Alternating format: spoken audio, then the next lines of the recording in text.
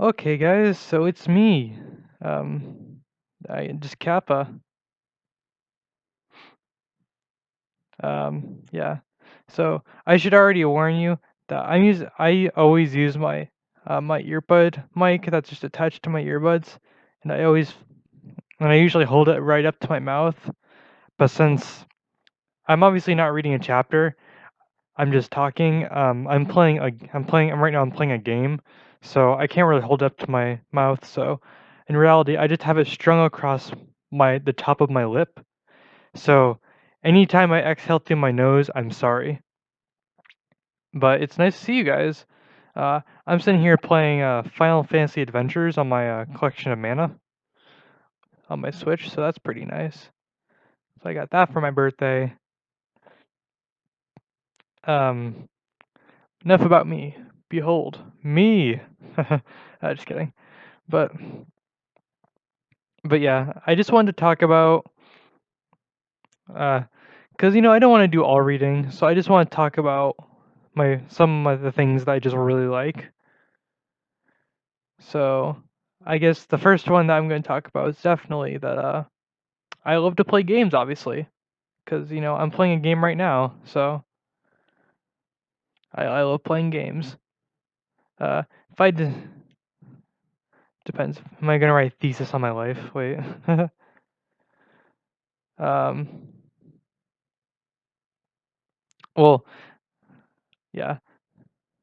Okay. So. Wow. This is the uncut version of me trying to figure out how to talk. You get to see me in full effect. You get to see how impaired my ability to think is. I guess not think, but just talk to people. But enough about me. Behold, I already used this joke. Never mind.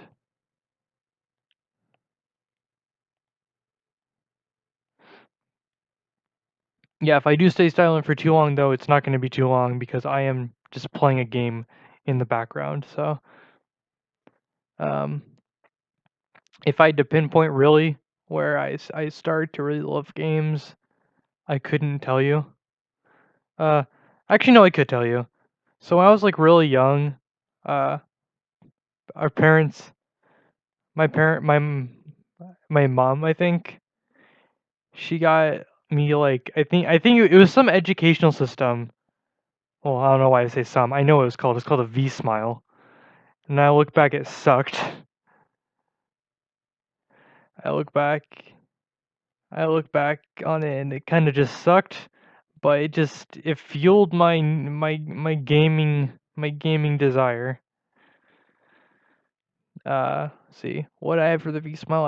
I had Cars, Aladdin. What else? There was Cinderella. Uh, uh I still have PTSD from playing that Cinderella game. Because not to go off on a tangent, but every time you almost drop the ice cream so that the ice cream is melting. It just wasn't good for my 2-year-old mind. There was one game that was like its own OC, but it sucked because it was a platforming game that I didn't understand at all. So my child mind went to an I well my child mind had the mindset of an um IGN reporter because I didn't understand the mechanics and I instantly hated it because of it. So I guess that's just how the cookie crumbles. Well, I guess that's just how the IGN reviews. Uh, but yeah, I don't know where I'm taking this. Where am I? Where am I in my own mist of words? Oh yes. So um um then after that, the first console I ever had was a Wii that my stepdad bought me. Well, depends. I don't know if he bought it for. I don't think he bought it for me, but I think. Well, actually, no, he might have. He might have. because he had a PS3, and I think he knew that I wasn't quite ready for a PS3 game, so I think he just got a Wii so we could all play something together. Because he also really likes games. Um, Once again, I forgot where I'm going with this.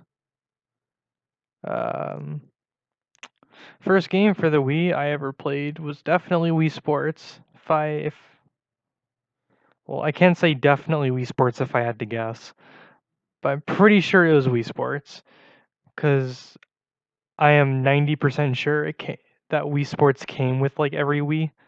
So checkmate? Question mark. I don't know. But Wii Sports. Then for my then I had a birthday after that, and my first birthday, I think my first or second birthday after having a Wii, I got I was bought a new Super Mario Bros. Wii, and I remember hating it. I remember loving it for my birthday. I also remember on that birthday, my uncle burned meatloaf in our oven. So, you know, uh,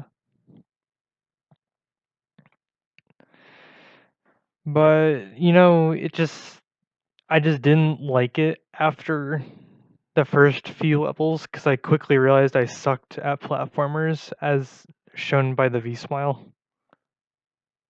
Uh, if you had a V Smile like this video, because I had a V Smile, it's and it was great. I wonder if I can get a V Smile emulator to run on my computer, but don't tell anyone that. Um, but yeah, I had no sense of where to go, so it just sucked for me. Cause I don't think I knew what a linear progression was.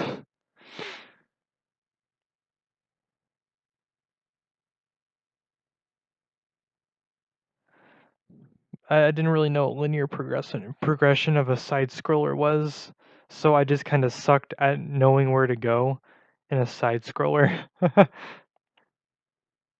I also wasn't the sharpest tool in the shed at the age of 5, so I'm not the sharpest tool in the shed at the age of 17. What am I talking about? But I'm trying to think of it. What am I doing? Yeah, after that, didn't really get me many games since I hadn't just beaten the one that I had. So I sat there for quite a while until I realized the potential of the virtual console on the Wii. And boy, did I have a blast. I think the first game that was gotten for me for that was Pac-Man. And boy, did I ever memorize where those ghosts went.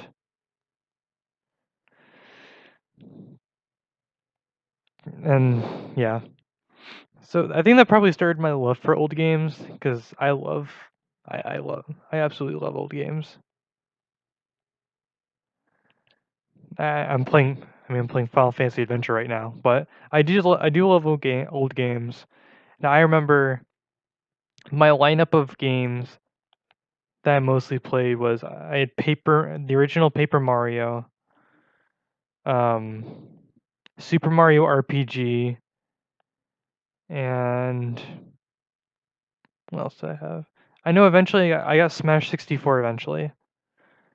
That's the only other Smash game I own besides Ultimate, actually. So, but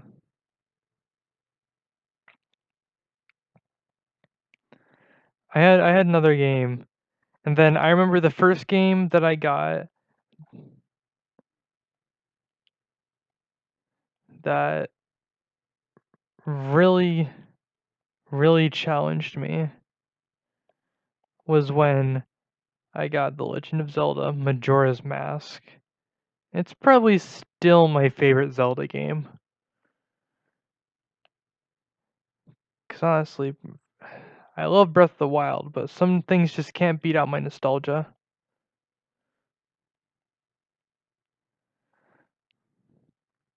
But call that just nostalgia blindness, because it is.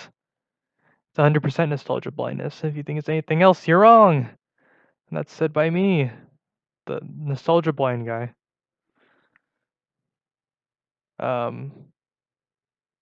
Trying to think of where I was going with that. Oh yeah. So from there I kind of just kept collecting a lot of games that I really liked. Like I collected a lot of Zelda games. I have a lot of Zelda games now. Along with Majora's Mask, I have, as you heard, Breath of the Wild, Skyward Sword, and Twilight Princess, all of which I've beaten. I acquired a few Mario games. I know I also have Mario Galaxy. I don't have many Mario games. I forever stuck with Paper Mario. I loved that.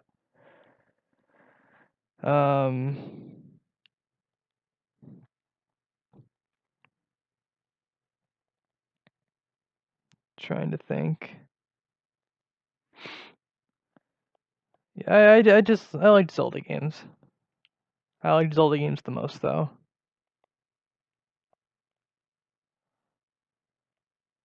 Because Zelda games, they just let me run wild and explore, which I loved.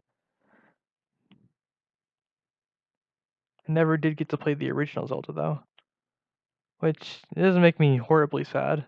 I probably wouldn't have known what to do.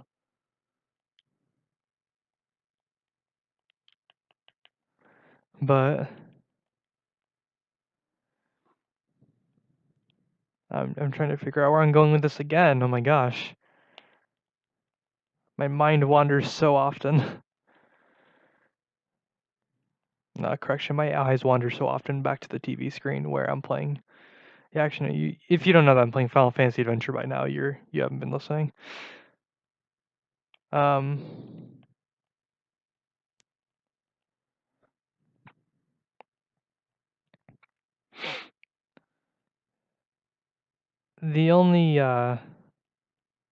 only thing I do regret is I never got to play any PlayStation games. That might be the only thing I regret. But I probably wouldn't have been able to beat any of them, so I do remember watching my dad playing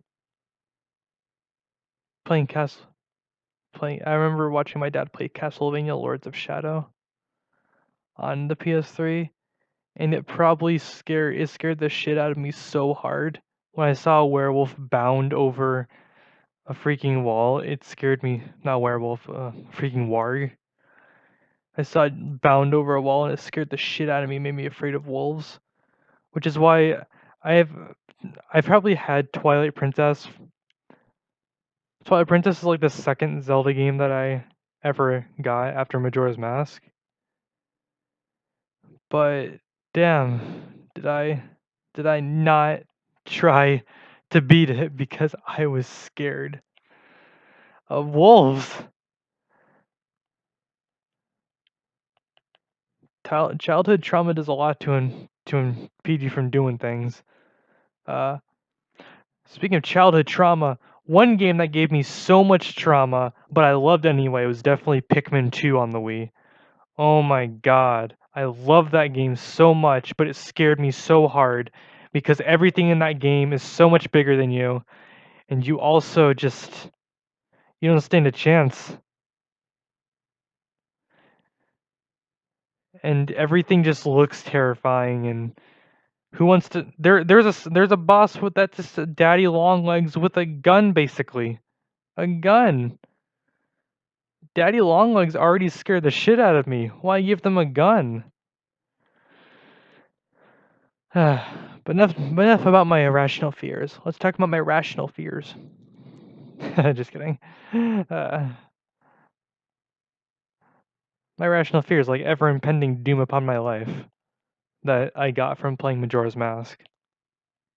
I swear I really do love games.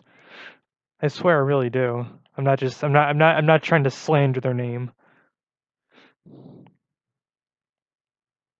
by saying how much they traumatize kids, but I'm just saying how much they traumatized me.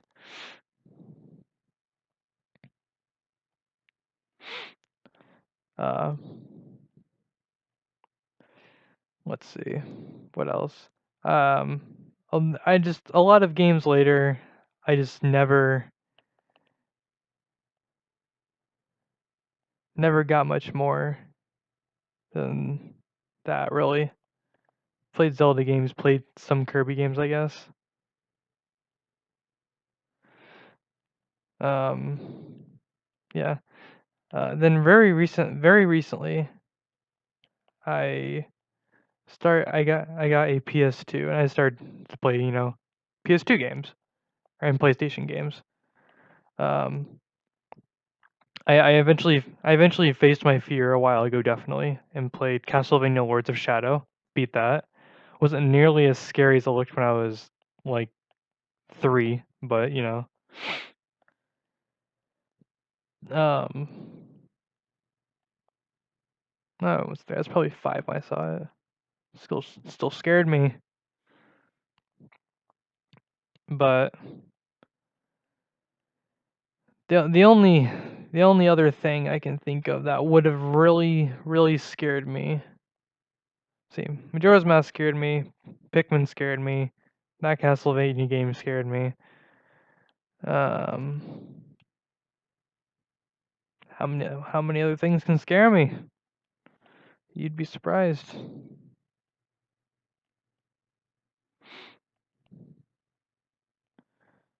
Um,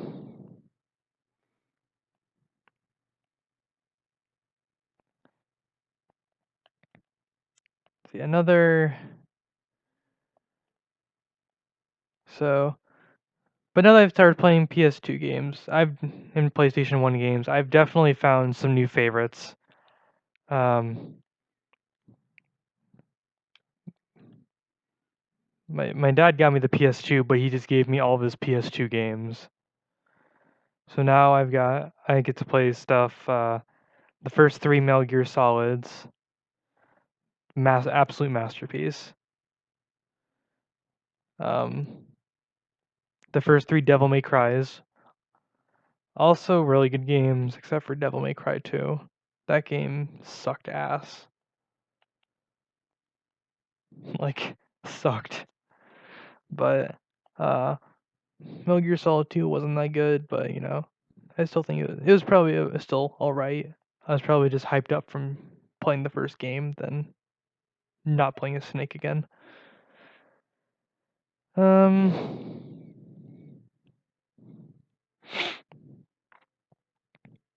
Metal Gear Solid 3, definitely one of my all-time favorite games.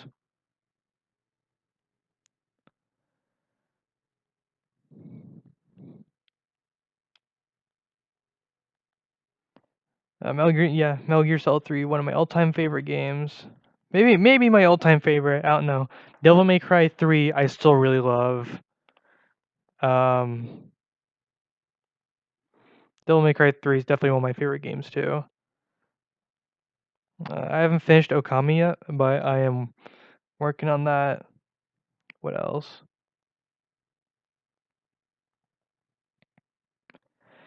Played the first Kingdom Hearts game. Really good, really good. Damn, I'm trying not to exhale through my nose, so I'm really sorry if I do.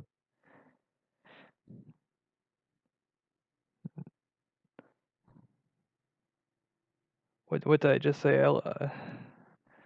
I am so sorry if you're just listening to this and you're disappointed it's not a chapter video.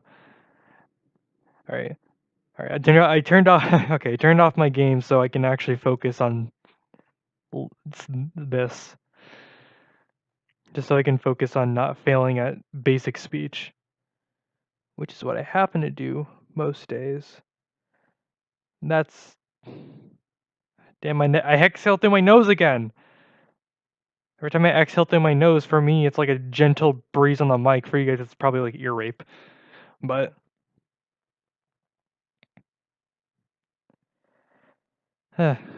through the mouth.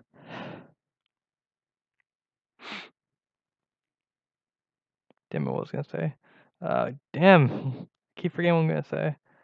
I'm excited. I'm definitely excited about Pikmin 3 Deluxe coming out at the end of the month.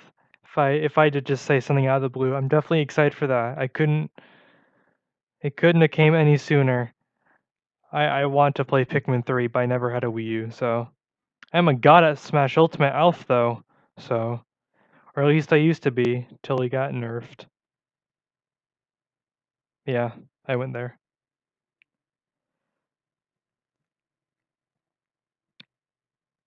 If we're gonna talk Switch games, I really liked. I really love. So far, the Mana Collection's doing really nice for me. Um, Fire Emblem Three Houses, the best Fire Emblem game I have ever played, and one of the greatest tactics games I've ever played. And oh my gosh, I cannot talk about tactics games without bringing up Final Fantasy Tactics, War of the Lions for the PSP, which I love. On the side note, I also have Wild Arms for the PSP, but I haven't finished that yet, but it also seems it looks really good. I haven't finished it yet. Excellent class system, everything. But let me focus on Final Fantasy Tactics because it is hands down, single-handedly the game that taught me what a really good story was.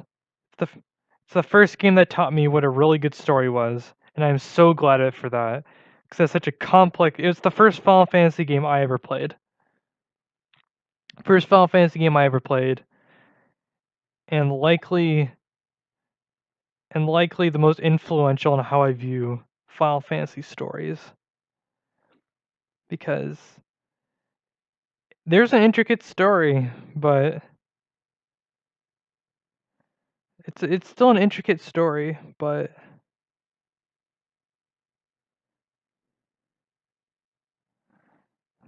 I, I don't know.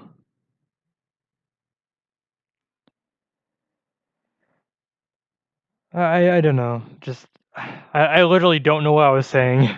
I'm reading something at the same time. It just I'm trying to read I'm trying to read a Discord message at the same time, and it's just not working.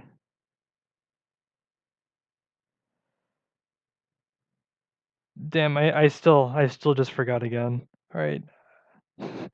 Oh, I almost went big brain, just closed my computer. Almost. But we're gonna talk about Switch games. No, Final Fantasy Tactics. Great classes and great everything. I don't want to dwell on that too long since actually no, you chose to watch this video, but alright. Remove the mic from like under my nostrils and there we go. But my favorite what's something I haven't talked about? Fighting games. I love fighting games.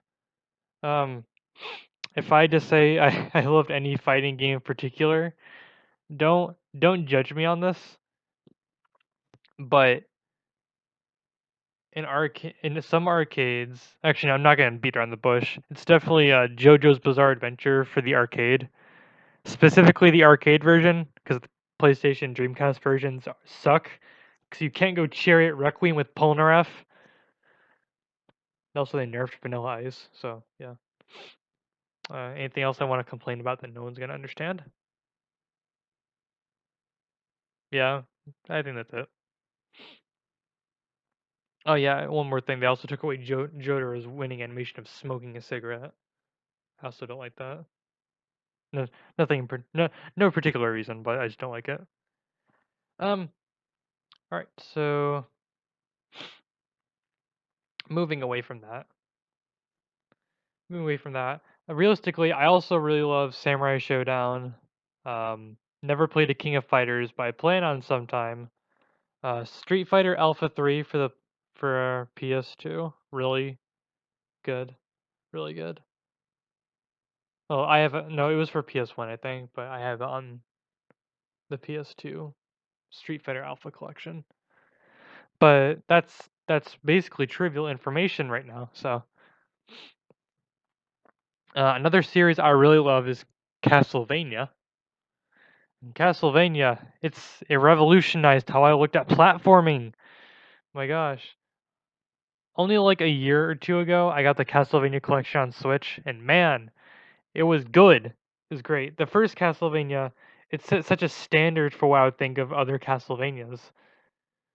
And it was awesome. Because the first Castlevania game I ever played was Castlevania Lords of Shadow. And I knew this was not a Castlevania game that was like tried and true to the formula.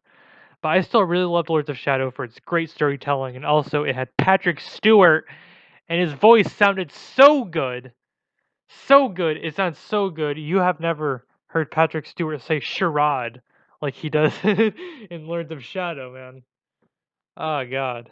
I really hope people have played these games, or else I'm just gonna like I'm crazy. Whatever, I'll look crazy anyway. But so Castlevania 1, tried and true, really good. Castlevania 2, it took exactly the Zelda approach, made it RPG, kinda sucked. Um, Imagine Zelda 2 but more linear. Like there's not even overworld. You just go side to side screen, going through mansions. Dracula is laughably easy, especially compared to the other bosses like Carmella and Death. And there's barely boss battles. It just kind of sucks. Castlevania 3 is, I think it's my favorite Castlevania game. Castlevania 3 Dracula's Curse is my favorite Castlevania game because you play as Trevor Belmont, Sypha Belnades, Alucard. Well, um, well, if you want to get technical, his name is Adrian Fahrenheit Tepes, but he's Alucard because it's Dracula backwards and funny. And then the one that everyone forgets about because they usually just watch the Netflix animated show, Grant Dynasty, who sounds like he's about to drop a sick mixtape on Spotify. Wouldn't you want a rapper named like Grant Dynasty? But they all played really differently. You could switch between. You could have one other party member besides Trevor with you because you always had to play as Trevor. Each one had their own quirks. Sypha made they all made platforming laughably easy. Trevor was the most impaired when it came to platforming because I think he was the only one that couldn't change direction midair.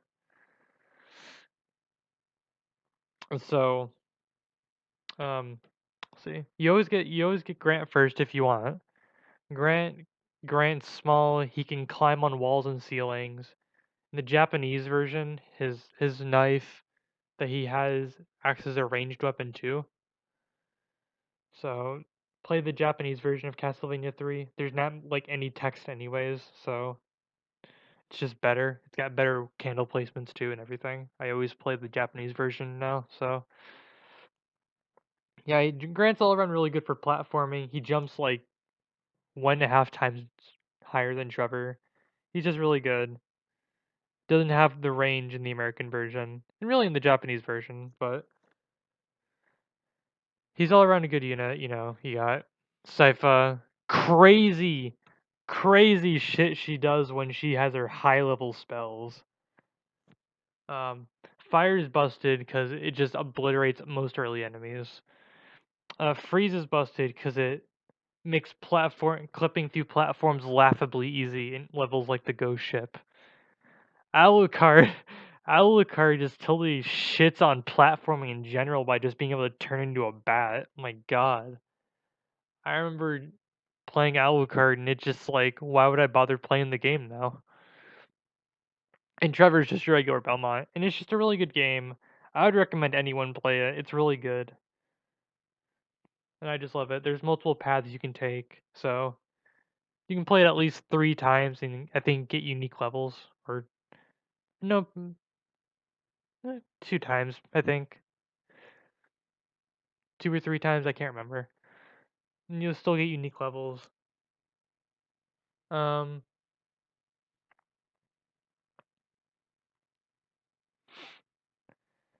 I think that if you want think if you want a more actiony Castlevania, it's definitely not it. Go play like Symphony of the Night or Lords of Shadow. But what else? What else do I want? Super Castlevania 4. It wasn't that good because it just wasn't. It was like Castlevania 1, but 16-bit and a bit more clunky, if I had to say. Castle, well, yeah, Castlevania 4, Super Castlevania 4 is clunky. Castlevania 1 is just crusty. Um, uh, what else was on the list? There were 6 games. Castlevania Bloodlines. It was on the Sega Genesis, and man, it was really bad. It had sound effects that reminded me of the V Smile. Um,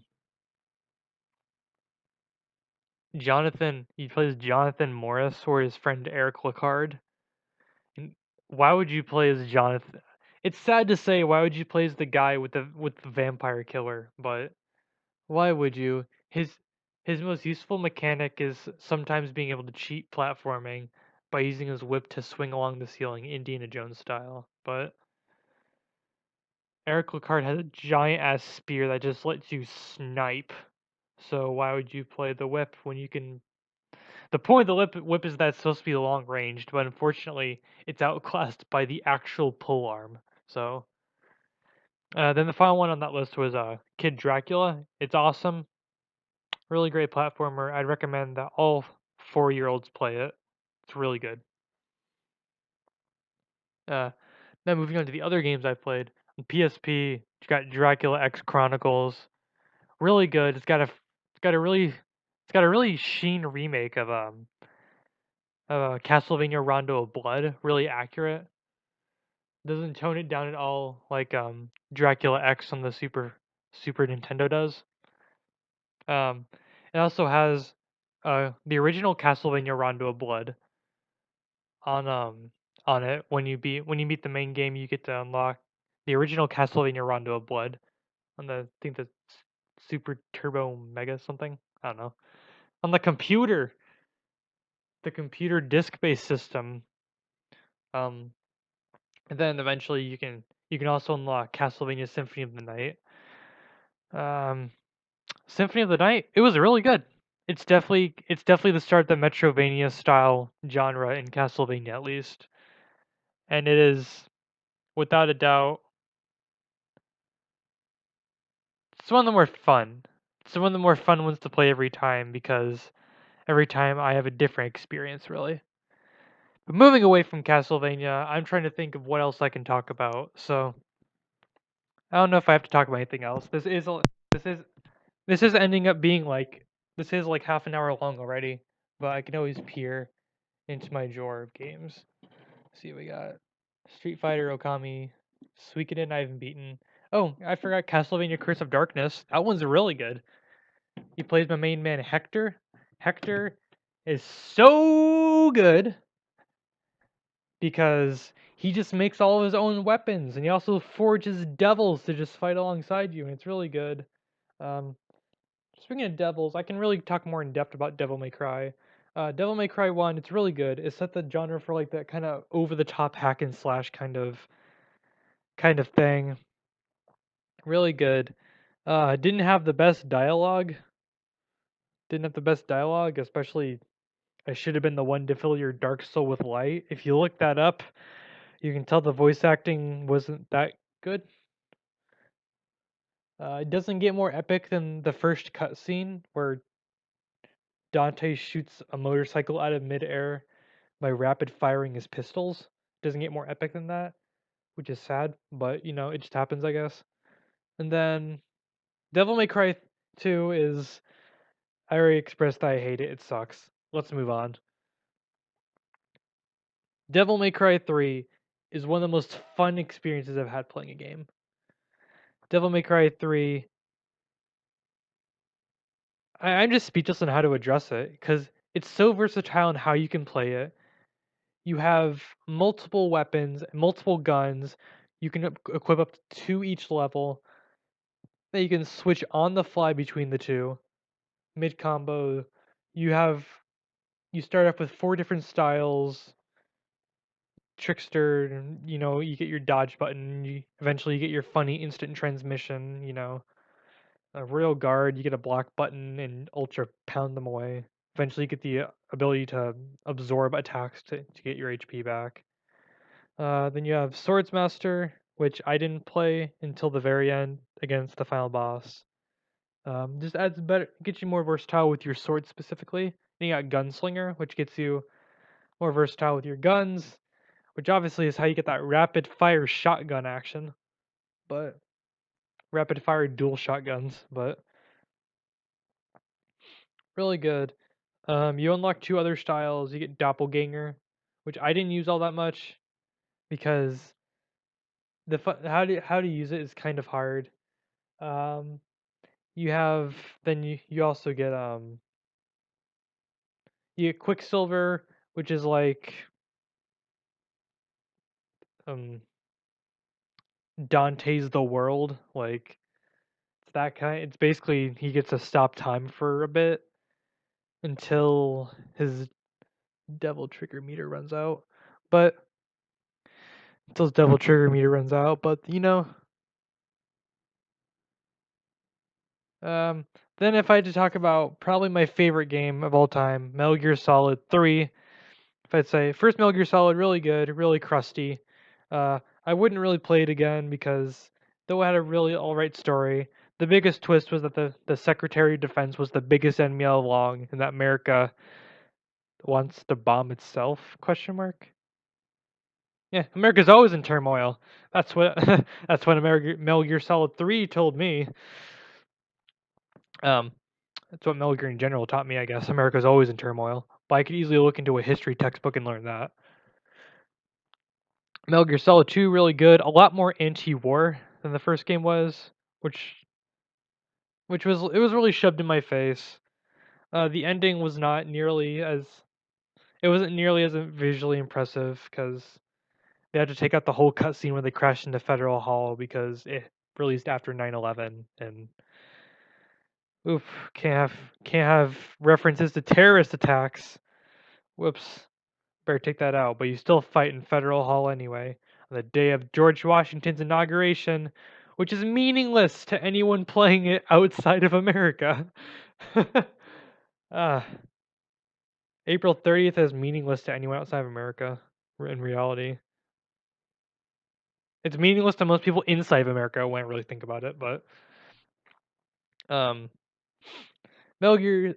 Oh yeah, and also saving sucks because you get business. You get dating advice with Jack and Rose, and not the funny Titanic characters who die, but like really bad people who you just wish would just break up and divorce. But getting to Metal Gear Solid 3, really good, fantastic, excellent example of characters just characters, examples of characters. Um, I love the duality between the boss and Snake, between the big boss and the boss. I love all the bosses that they're named after emotions of war: the pain, the end, the fury, the sorrow. Um, the bad one. I don't know. The end is definitely one of my favorite It's one of my favorite bosses in any video game. With a fight so tactical and leaves me so quiet that it's amazing. I would highly recommend you play it. It's also it's not anti-war. It's kind of anti-war. All the Metal Gear games are anti-war, and they're also anti-nuclear. But this one, it focuses on the soldiers, I guess. It focuses on the soldiers and choosing between doing what's right and doing what you're told. And it's just so good. The final boss leaves me speechless every time. Killing the boss in the end made me cry. I will not. I'm a big crybaby when it comes to games. I definitely cried. I cried at the end of Majora's Mask when Anju and Kafei got married. Like I'm such a crybaby when it comes to this. I cried at the end of Fire Emblem Three Houses when Dimitri had to kill Edelgard at the end of the Blue Lions route. I am such a crybaby. My God. I just I love it. I love it so much. We're like well, I just hit 40 minutes, so probably gonna end it here. Um, uh, tearing up thinking about the ending. Feeling. Um, you know what? If you really want to, I'll do these in between chapter readings, just cause. And you know what? If you want to comment down below what you want my next topic to be about, you can do that. You can do that. I might even take it. I love movies. I read manga. I watch anime. I do a lot. What I don't do is weightlift because I have the muscular constitution of a Q-tip. So uh, I don't have arm muscles, but I have legs for days. Because why fight when you can run? That's what Pokemon taught me. Well, anyway, bye guys. The next chapter 4 will probably be recorded soon enough. I just wanted to I just wanted to record this because I was just in the spirit to record something else, but I didn't really want to read. So thanks for listening, actually. See you guys next time. And this time I don't have to credit Psy Animations. I feel like such an idiot now. Wait, yeah, I feel like such an idiot now. But see you guys next time.